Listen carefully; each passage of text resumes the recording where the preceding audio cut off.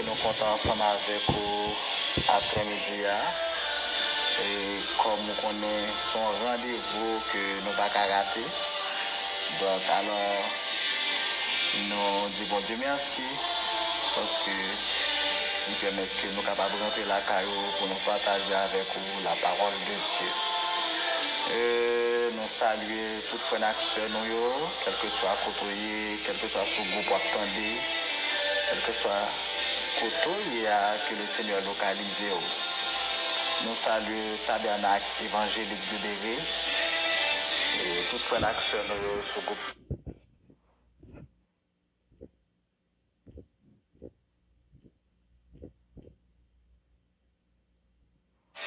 Toutes les actions sous groupe ça, nous saluons indistinctement. Et nous saluons aussi Pasteur Gélin et l'enseignement de la parole de Dieu, ainsi que sa femme. Nous saluons aussi groupe Régénération avec Lydia Gentil. Nous saluons seulement et tous les amis qui sont au groupe Roi. Et sans nous pas oublier et famille, moment minute de la parole de Dieu avec Frère Abélard. Donc, que bon Dieu bénisse et nous comptons ensemble avec vous et nous espérons que nous allons passer un bon moment dans la parole de Dieu. Amen, amen, amen. Nous comptons ensemble avec vous et nous disons bon Dieu merci pour très bel sujet ça que nous avons plusieurs semaines à traiter ensemble, c'est comment étudier la Bible.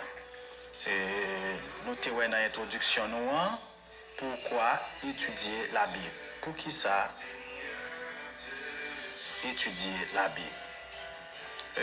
Nous avons Esdras qui était un scribe et en même temps qui était un copiste qui était met-il à étudier la parole de Dieu selon Esdras 7, verset 10.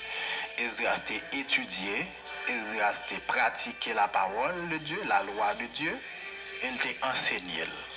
Et nous te disons que nous avons choisi étudier la Bible de manière personnelle, la caille nous. Donc, puis devant m'a montré nous quel type de document nous avons acheté pour nous étudier la Bible de manière personnelle.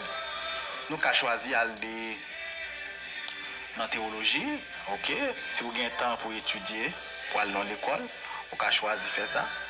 Vous avez choisi d'aller tout dans l'école biblique et côté les mêmes études ça comme si des fois il y a une école qui c'est 3 ans. Ok, donc l'étape importante pour que nous étudions la Bible. Nous t'ai dit que il faut étudier la parole de Dieu afin de la mettre en pratique. Ça, c'est une bail nous t'a dit. Nous avons besoin d'étudier la parole de Dieu pour nous mettre en pratique. Et non seulement nous t'a dit ça, mais nous t'a dit que il faut étudier la parole afin de la mettre en pratique. 1. Pour capable bénir. 2. Pour capable faire succès. 3. Pour capable faire ou bien inébranlable. Pour capable bénir selon Jacques 1er verset 25. Pour capable faire succès, c'est Josué chapitre 1er verset 8. Et pour capable faire, c'est Matthieu 7 verset 24 à 27. Nous te dit, deuxièmement, c'est pour il faut étudier la parole afin de la transmettre aux autres. Donc, on a besoin d'étudier pour capable transmettre, c'est-à-dire une transmission de savoir et de connaissances qui fait. Donc, on pas qu'à étudier, on pas qu'à aller étudier, tout ça, ou apprendre, ou qu'aimer pour compte, ou pas partager. Non. Il faut que vous partagez. Ok? C'est ça, apôtre Paul dit dans 2 Timothée 2, verset 2. Il dit qui ça? Ce que tu as entendu de moi, en présence de beaucoup de témoins, confiez-le à des hommes fidèles qui soient capables de l'enseigner aussi à d'autres. Ok? Donc ici, dans ce verset, nous te disons qu'il y a 4 générations ici, qui presque aller sous 100 ans. Il y a 4 générations. nous tenons sixièmement, maintenant septièmement. Il faut étudier la parole afin de rester en communion avec Dieu. Oui, il faut étudier la parole afin de rester en communion avec Dieu. Maintenant, avant moi inverser, m'entrer là-dedans, c'est 2 Jean, chapitre 1er, verset 9. Mais nous allons regarder 2 Corinthiens, chapitre 13, verset 13. 2 Corinthiens 13, 13.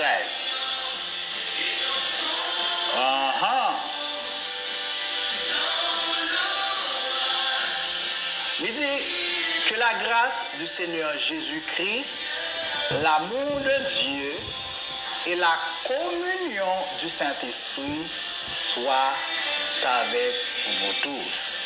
Amen.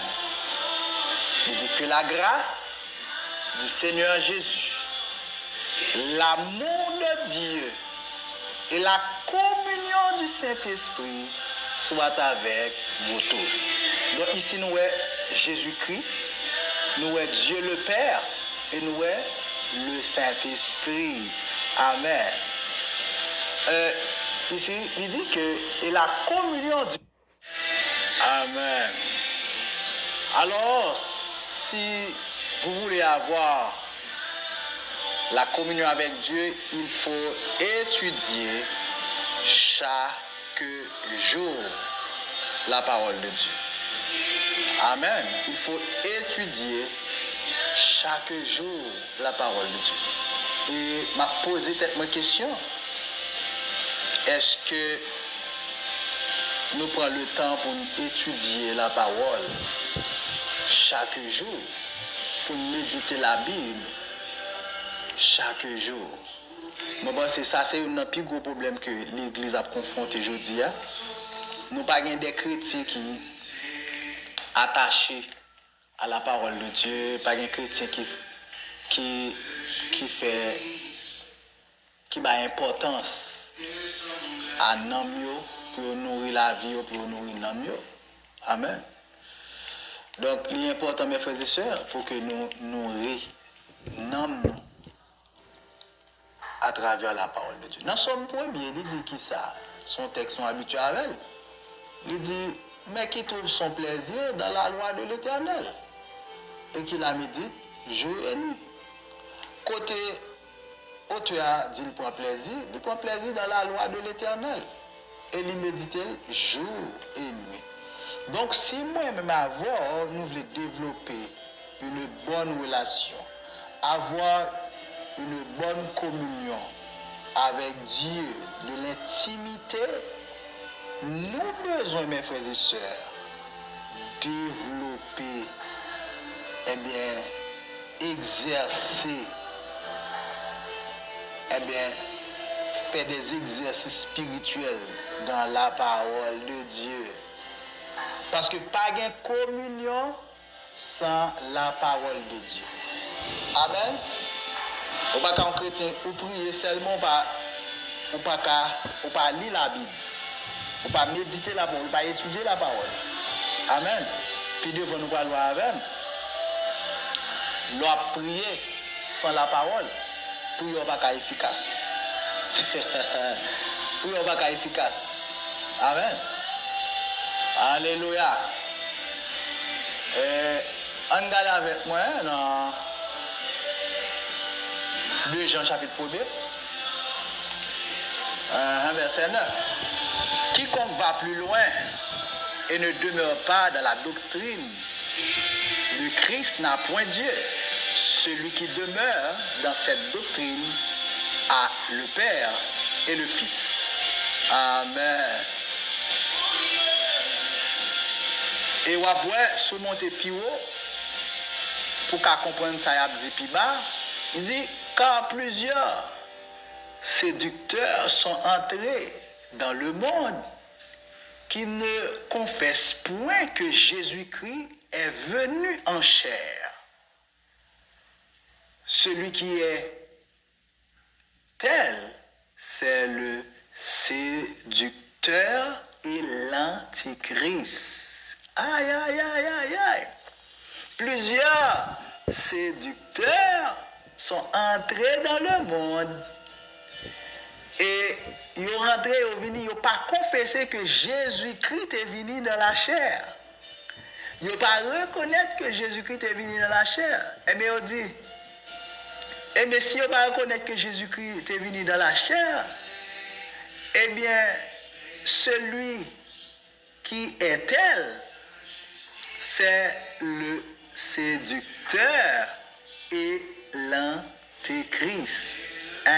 Donc, l'esprit de l'antéchrist, il a agi parce que nous avons plusieurs séducteurs a dit que Jésus-Christ, c'est le premier être, bon Dieu, créé.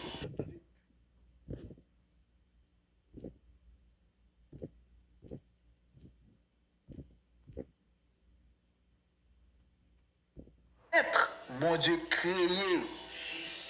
Jésus-Christ, c'est le premier être de la création. Il y a un verset, vous prenez mes frères et sœurs, c'est dans Colossiens chapitre 1er, vous prenez pour dire que Jésus-Christ est le premier-né de toute la création. Alléluia. Donc, il dit que bon Dieu bénit nous, amen. Donc, nous avons entré dans Colossiens 1er, verset 15. Il dit qu'il est l'image du Dieu invisible. Il est le premier-né de toute la création. Ici, l'apôtre Paul fait référence à Jésus-Christ. Et sous les reste parti, après que il continue à décrire des descriptions concernant Jésus-Christ. Il dit qu'il est le premier-né de toute la création. Dans verset 18, là, sous descend, on dit qu'il est le premier-né d'entre les morts. Maintenant, il y a un secte qui dit Jésus-Christ, c'est un être, bon Dieu, créé, c'est le premier être de la création. C'est le premier monde, bon Dieu, fait dans la création. Il prend verset ça, puis il dit ça. Deux, il dit que Jésus-Christ son petit Dieu. Je ne vais pas faire publicité pour lui, je ne vais pas citer non. Mais ici, dans ce verset, le verset 15, selon Colossiens 1er, le verset 15, il ne peut pas parler là, il ne peut pas montrer que Jésus-Christ c'est le premier être, mon Dieu, créé. Et bien, ça l'a montré. Mais de préférence, l'a montré la prééminence de Jésus-Christ. Prééminence, il veut dire supériorité Jésus-Christ, c'est-à-dire rang que Jésus-Christ occupait. Est-ce que nous là? Parce que sous le verset 15 là, d'où Jésus-Christ est le premier-né de toute la création. Cependant, verset 17 et verset 18 là, pour expliquer verset 15 là. Ok? Parce que vous dit, il est avant toute chose, il est avant toute chose.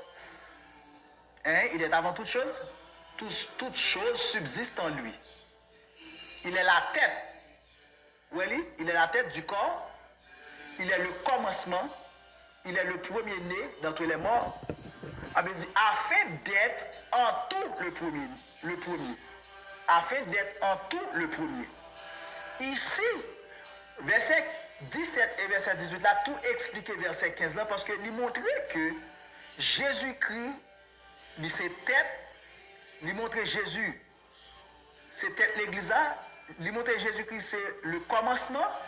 Il montre que Jésus-Christ, c'est premier-né d'entre les morts. Il dit, afin que, pour le capable premier dans toute bagaille. Donc, les versets 17 et 18, ils ont expliqué verset 15 là. Donc, verset 15 là parlait dit que Jésus-Christ, c'est le premier être, bon Dieu, créé, mais plutôt, il voulait montrer Jésus-Christ, il occupait le premier rang dans tout domaine, dans toute sphère de la création. Jésus-Christ occupait première place dans toute sphère de la création. Et ça fait là, montrer la prééminence de Jésus-Christ, la supériorité de Jésus-Christ par rapport à rang lui occupé dans la création. Ok? Et ça fait, dans nous allons méditer, il y a 7 caractéristiques concernant Jésus-Christ. Il est l'image du Dieu invisible, il est le premier-né. Amen. Il est le premier-né, il est avant toute chose subsiste en lui, il est la tête de l'Église, il est le commencement, il est le premier d'entre les morts. Oui, donc il montrait que Jésus occupait le premier rang. Mais, mot que le texte a utilisé là, il est le premier-né, il veut dire prototokos, qui montrait que Jésus-Christ lui occupait le premier rang. Maintenant, s'il t'a dit Jésus-Christ, c'est le premier être qui créait, il pas utilisé prototokos. Il t'a utilisé de préférence prototysis, qui t'a dit que Jésus-Christ c'est le premier être bon Dieu créé dans la création. Il pas utilisé prototokos. Mais prototokos ici, c'est dans le sens que il montrait prééminence Jésus-Christ, il occupait le premier rang dans toute création. L'Église, mon Dieu béni. Donc, mes frères et sœurs, c'est pour nous veiller des mondes qui viennent présenter nous un Jésus-Christ qui sont petit Dieu, un Jésus-Christ, eh bien, que mon Dieu créé. Et bien, ça le montre du tout. Et ça fait, nous disons que l'esprit antichrist là, a agi parce que il venu, il passe esprit antichrist là, il pas confessé que Jésus-Christ est venu dans la chair. Selon le texte qui est là-dedans, c'est 2 Jean chapitre 1 verset 7, il dit plusieurs séducteurs seront entrés dans le monde qui ne confessent point que Jésus-Christ est venu dans la chair. Il ne va jamais confesser que Jésus-Christ est venu dans la chair. Il ne va jamais confesser que Jésus-Christ c'est Dieu. Donc, debout ça, ou quand on prend, ou qu'on a bâti mon prend. Faux docteur. Amen. Soyez bénis.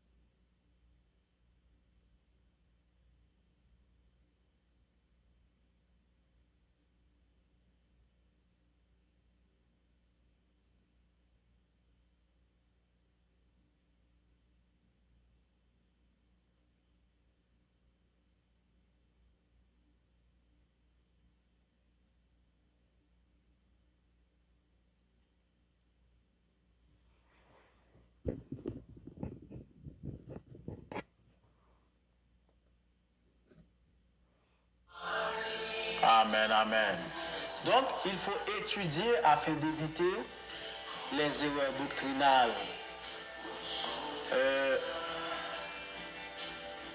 Parce que des hérésies, il faut nous veiller sur ça. Des bagailles qui ne sont pas campés sous rien. Parce que les bagailles, mon enseigné, c'est sentimental. C'est véhicule, mon expérience qui fait, avec lui enseigner l'autre monde. Ok? Faut nous veiller sur ça. Dans Acte 16, Acte 26, excusez-moi, Acte 26, verset 22. Mais grâce au secours de Dieu, j'ai subsisté jusqu'à ce jour, rendant témoignage devant les petits et les grands, sans m'écarter en rien de ce que les prophètes et Moïse ont déclaré devoir arriver. Apôtre l'a dit là, il n'a pas écarté en rien. Donc, il n'a pas écarté. C'est-à-dire ça que les prophètes ont enseigné. Et bien, lui-même, lui enseignait droitement. Lui enseignait. Lui était là-dedans. Amen. on regarde le deuxième texte, ça, Hébreux 13, 9. Ne vous laissez pas entraîner par des doctrines diverses et étrangères, car il est bon que le cœur soit affermi par la grâce, et non par des aliments qui n'ont servi de rien à ceux qui s'y ont attachés. Amen. Donc il dit c'est pour nous pas laisser nous entraîner par des doctrines diverses et étrangères. Une bonne doctrine qui débarque sur nous, c'est des bagailles qui pas chita sur la parole de Dieu, côté la Bible pas fait autorité. Par exemple, moi connais un monsieur qui enseignait que Ève s'est couché, elle était couché avec ses parents et il va engendrer, il va le faire Caïn. Hein? Et ça fait rester dans la position que bon Dieu placé. Bon Dieu, si bon Dieu parle comme enseignant pas entrer là. OK? Si bon Dieu pas placé comme enseignant pas entrer là. Donc c'est ton serviteur de Dieu, monsieur fait un pile miracle dans le ministère, mais monsieur pas le dévier par la suite. OK? Donc yon nan bagay qui pour aider, c'est pour pas tomber en bas hérésie, en bas erreur, c'est lorsqu'on est d'accord pour étudier la parole de Dieu.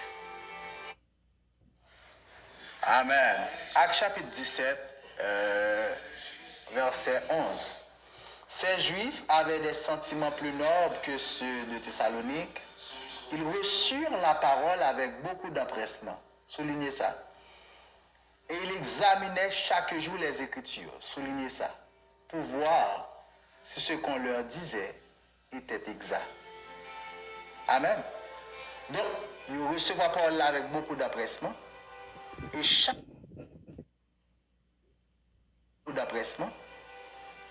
jour, tu as examiné si ça a été enseigné, il était exact. Ça, ce sont les chrétiens de Béret. Bon, faire contexte là pour nous. Pas oublier que dans le deuxième voyage missionnaire, Paul, il a prêché Thessalonique et il a parlé de persécution.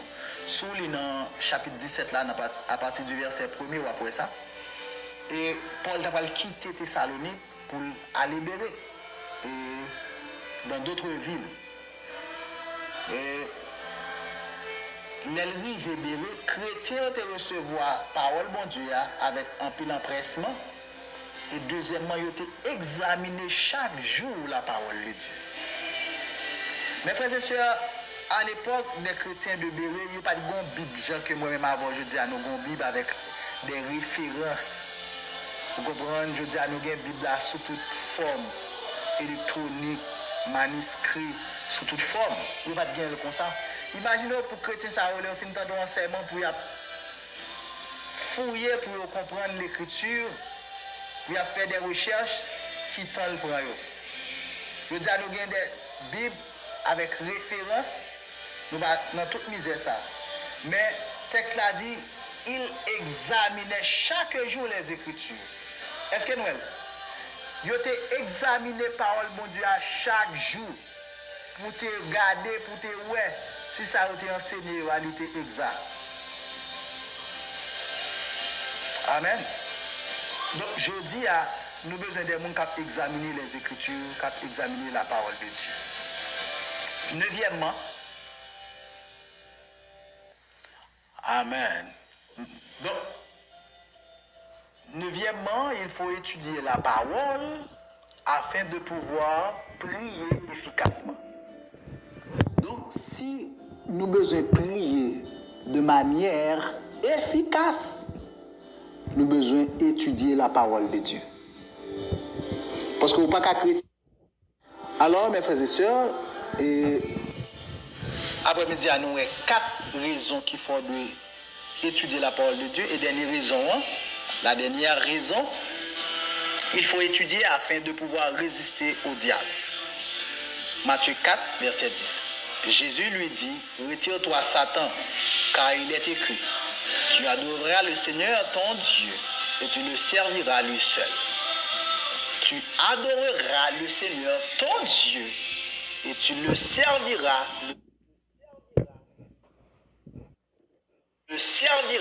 lui seul. Parce que Une bagaille qui permet que le chrétien à résister à l'ennemi, c'est la parole de Dieu. Pour le deuxième texte, c'est Éphésiens 6, 17. Prenez aussi le casque du salut, l'épée de l'esprit, qui est la parole de Dieu.